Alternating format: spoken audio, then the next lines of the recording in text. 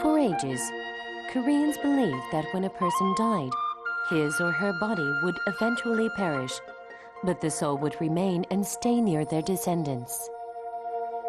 The Joseon dynasty that stayed in power for over 600 years performed ancestral rites in respect to the dead kings and queens while praying for the prosperity of the kingdom and the well-being of the people.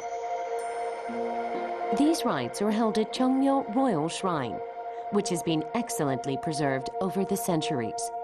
The shrine has been called the Orient's Parthenon.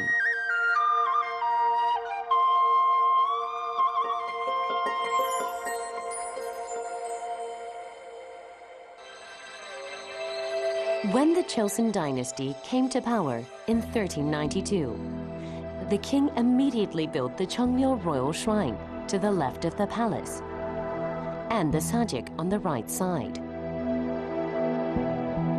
During the Joseon dynasty period, it was believed that it would take 100 years for a king to finally possess all the capabilities to rule a kingdom wisely.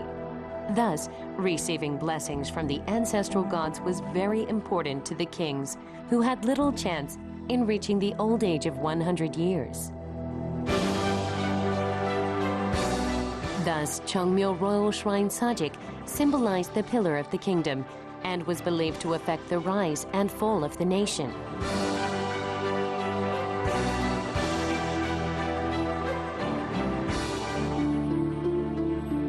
UNESCO selected Cheongmyo Royal Shrine as a World Cultural Heritage in 1995. The shrine covers an area of about 187,000 square meters, and 83 ancestral tablets of the kings and queens of the Joseon dynasty are kept here.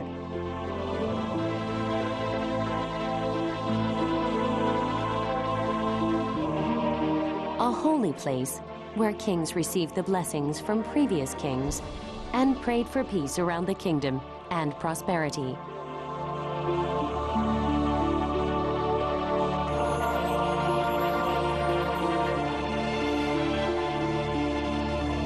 The royal family believed that the souls of the deceased kings would frequently visit the shrine through the gap between the doors, and thus protect the people and kingdom for eternity.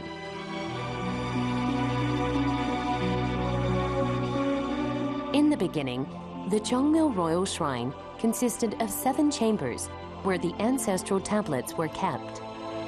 However, as more space was needed, the shrine expanded several times in history.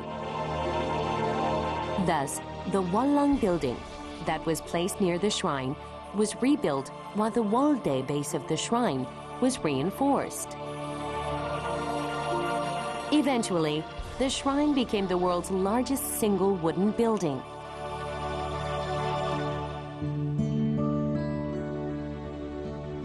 Cheongjeon, the main building of the shrine, is also called the Orient's Parthenon. Since the building is quite long, the building's roof appears to be concave to the beholder. The builders were aware of this and decided to enhance the illusion of concaveness by slanting the edges of the building upwards.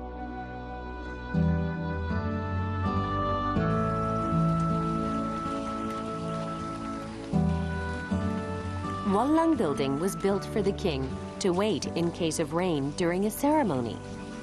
The first Wallang was built on the west side of the shrine. But as the shrine expanded, another Wallang along the east side was built. Both buildings are similar in size, but their designs are slightly different. The east Wallang has an open structure, while the west Wallang has walls on every side. Although these two buildings are different from an architectural standpoint, they blend together beautifully.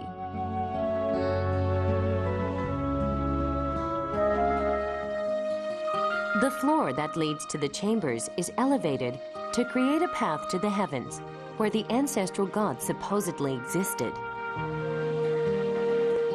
The Waldae base covers an area of 109 meters by 69 meters.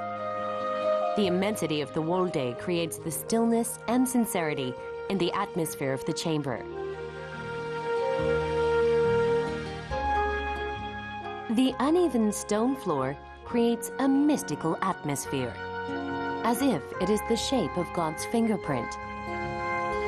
The wall day in the shrine is where the souls of ancient kings are worshipped. And to ensure that no puddles form in the wall day, the floor is slanted to drain any rainwater.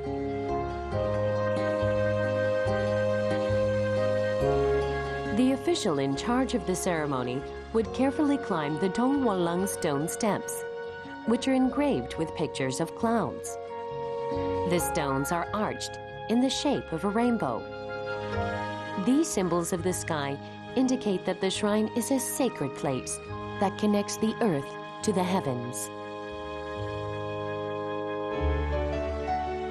Since the shrine is a sacred place where the king and his subjects prayed for the prosperity and development of the kingdom, a forest that spans across about 187,000 square meters was built around it.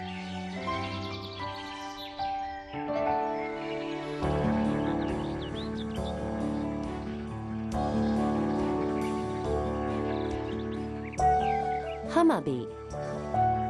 At this place, high-ranking officials and even the king himself were under the obligation to dismount from their palanquins and transfer to a special palanquin that was only used during memorial ceremonies. This procedure indicates the holy nature of this place. In the palace, usually there are 3 paths that lead to the same building. The king always walked along the middle path. The military officers took the left path, and the magistrates took the right path. But in the Cheongmyo Royal Shrine, the middle path is set aside for the ancestral gods. When an important rite was held in the kingdom, a special official walked down the middle path while carrying a hyangchukpe, symbolizing the soul of the ancestral god.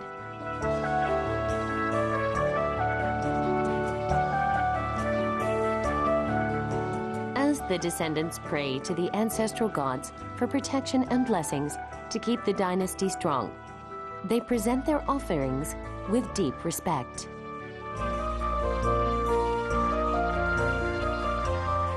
The royal ancestral rite in Cheongmyo Royal Shrine, which is a special royal ceremony, is based on Confucian procedures and performed in a graceful manner.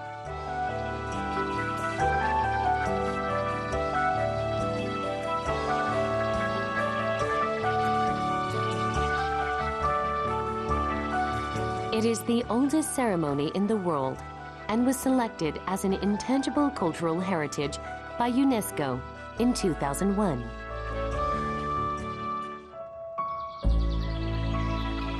Cheongmyo Royal Shrine was a source of strength in the Joseon dynasty for more than 600 years.